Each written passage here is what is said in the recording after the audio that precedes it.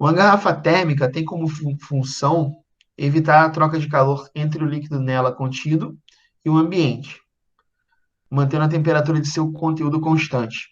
Uma forma de orientar os consumidores na compra de uma garrafa térmica seria criar um selo de qualidade, como se faz atualmente para informar o consumo de energia de eletrodomésticos. Seria interessante, né? Seria interessante esse selo. O selo identificaria 5 categorias e informaria a variação de temperatura do conteúdo da garrafa depois de decorridas 6 horas de seu fechamento, por meio de uma porcentagem do valor inicial da temperatura de equilíbrio do líquido da garrafa. O quadro acima, que é que eu botei embaixo, pessoal, por conta de espaço, apresenta as categorias e os intervalos de variação percentual de temperatura. Então, você tem as categorias A, B, C, D e E, né?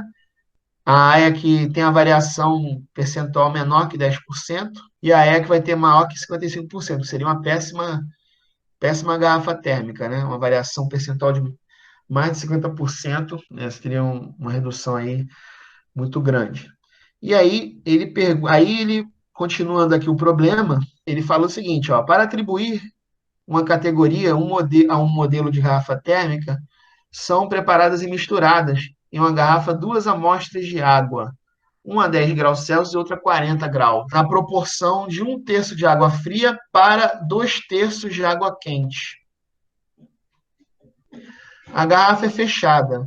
6 horas depois, abre-se a garrafa e mede-se a temperatura da água, obtendo-se 16 graus Celsius. E aí ele pergunta qual selo deveria ser posto na garrafa térmica testada. Bem, o que acontece aqui? A gente sabe que no problema ele fala, né? São 2 terços da massa de água quente e um terço da massa de água fria, né? O total vai dar massa total, né? É uma emisão, 2 terços mais um terço da emisão. A gente tem a temperatura da água quente, a temperatura da água fria, e a gente quer descobrir a temperatura de equilíbrio. Por quê? Porque aqueles 16 graus é depois de passado as 6 horas, tá certo? Então a gente vai ter que ter a temperatura de equilíbrio exatamente para descobrir a variação percentual. E aí é o que vocês já viram. É a repetição do problema anterior, tá bom? Vai ser a repetição do problema anterior. Então o que a gente vai fazer? Ó, mesma coisa, é o princípio da troca de calor, né? Que 1 mais Q2 igual a zero, bonitinho. Substitui a. Eu aproveitei o mesmo desenho, né? De propósito. E vai substituir os valores, né? Ó, a massa de água quente vai ser 2 terços de M, né? É água com água, então o Czinho é igual, né? O que vai acontecer aqui? Você vai acabar tendo um cancelamento dos calores específicos, você vai ter um cancelamento da emissão, né? E aí, fazendo as contas, também você vai poder cancelar o 3 que está dividindo os dois, então você tem uma simplificação boa aí, que no final de tudo vai restar isso aqui para a gente, né? E aí, fazendo a distributiva, né? Vai ficar 2 tec, 2 vezes 40 dá menos 80, vai ficar 2 tec com tec vai dar 3, né? Menos 80 com menos 10 dá menos 90, e aí juntando tudo vai ficar assim, né? 3 tec menos 90 igual a zero.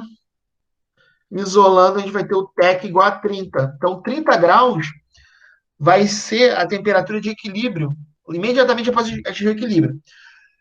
Só que a garrafa térmica, ela não vai manter esses 30, né, pessoal? Porque como ele bem mesmo diz no problema, ela tem uma eficiência. E aí ele quer descobrir qual é a eficiência dessa garrafa. Para isso ele tampou e deixou, depois de atingir o equilíbrio térmico, ele deixou ali 6 horas ali dentro, né? E aí ele viu que no final das contas ela atinge 16 graus, né? Ela reduz, vai de 30 para 16. E aí, como é que a gente vai fazer para calcular essa redução percentual? Primeira coisa é calcular a variação de temperatura por conta dessa eficiência baixa dela, né? Que ela não retém 30 graus mesmo, direto, ela vai perder, né? Então, depois de 6 horas, ela vai para 16 graus, isso dá uma variação de quanto? De 14, né? Uma perda percentual de 14 graus, que vai dar 30 menos 16. E aí essa variação percentual você faz como, pessoal? Você vai pegar a variação e dividir pela temperatura de equilíbrio inicial, que é 30, né? E multiplicar por 100. Isso vai dar em torno de 47%, né? E 47% está aqui nessa faixa, entre 40 e 55.